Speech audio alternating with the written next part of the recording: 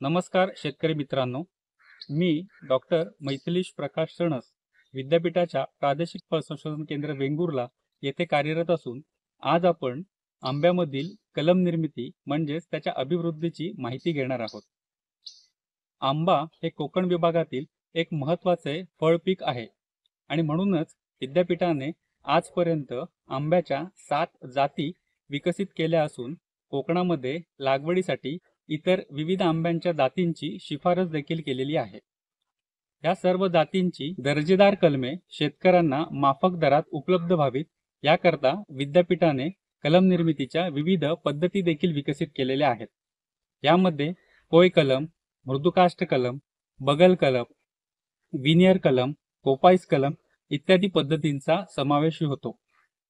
आंब्याचा कलम निर्मितीचा ज्यावेळी आपण विचार करतो तर यामध्ये साधारणतः कलम यशस्वीतेचे प्रमाण आणि कलम बांधणीनंतर कलम तयार होण्याच्या कालावधीचा विचार केला तर साधारणतः कोय कलम आणि मृदुकाष्ठ कलम या दोन पद्धतीचा फार मोठ्या प्रमाणात आंब्यामध्ये कलम निर्मितीसाठी वापर केला जातो. या दोन्ही पद्धतीमध्ये कलम बांधण्याची पद्धत जरी सारखीच असली तरी कलम बांधताना वापरण्यात येणाऱ्या खुंट रोपाच्या वयोमानानुसार ह्याच्यामध्ये 2 भिन्न प्रकार पडतात.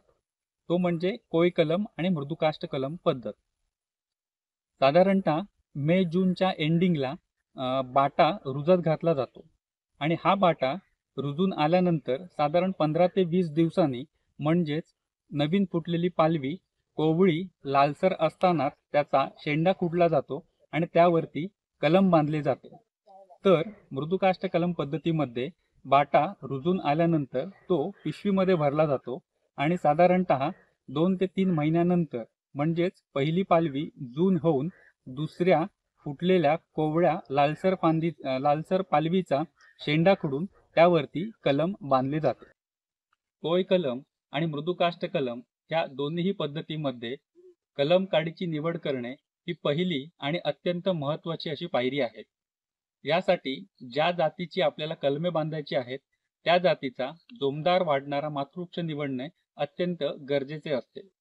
या निवडलेल्या मातृवृक्षापासून साधारणतः 3 ते 4 महिने वयाची, पेन्सिलच्या जाडीची, सशक्त, निरोगी, जून, डोळे फुगलेली परंतु न फुटलेली 15 ते 20 सेंटीमीटर लांबीची काडी निवडणे अत्यंत गरजेचे असते. या निवडलेल्या फांदीवरील सर्व पाने ही धारदार चाकूच्या साहाय्याने किंवा सिकेटरच्या साहाय्याने पूर्णतः काढून टाकावी व अशी निवडलेली फांदी मातृवृक्षापासून विलग करावी. या विलग केलेल्या कलम काडीला खालच्या टोकाजवळ साधारणतः 5 ते 6 सेंटीमीटर लांबीचे विरुद्ध दिशेला 2 काप घ्यावेत जेणेकरून त्या काडीच्या टोकाला पात्रीसारखा आकार येईल.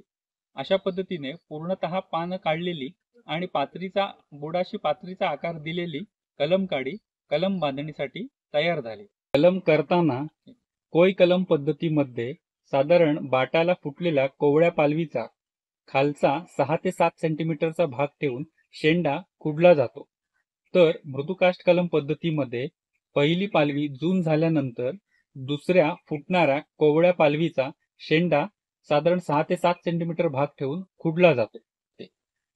कलम बांधणी करताना शेंडा खुडल्यानंतर त्या ठिकाणी धारदार चाकूच्या साहाय्याने बरोबर मध्यभागी साधारण 5 ते 7 सेंटीमीटरचा उभा काप घेतला जातो.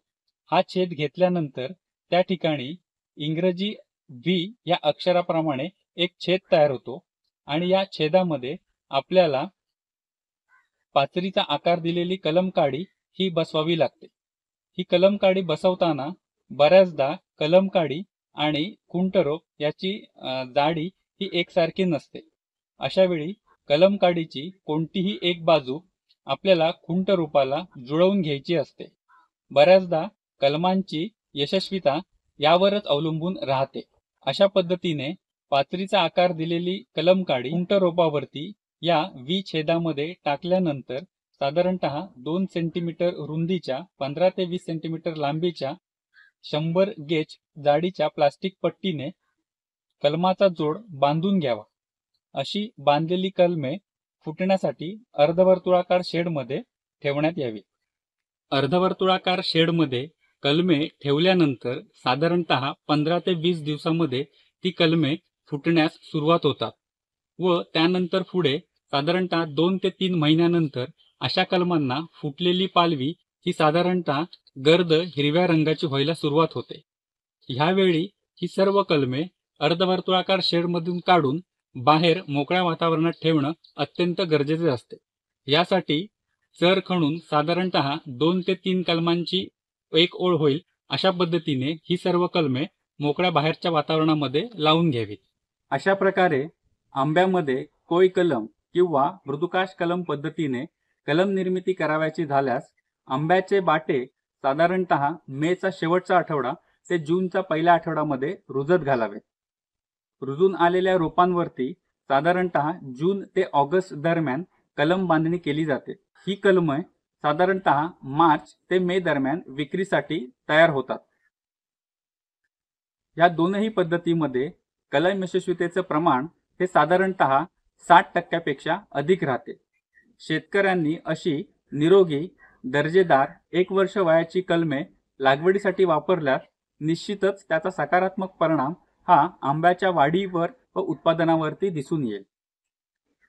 आपल्याला ही व्हिडिओ आवडल्यास नक्कीच लाईक करा, शेअर करा आणि याशी संबंधित नवनवीन व्हिडिओ प्राप्त करून घेण्यासाठी विद्यापीठाच्या आपल्या या चॅनलला नक्कीच सबस्क्राईब करा.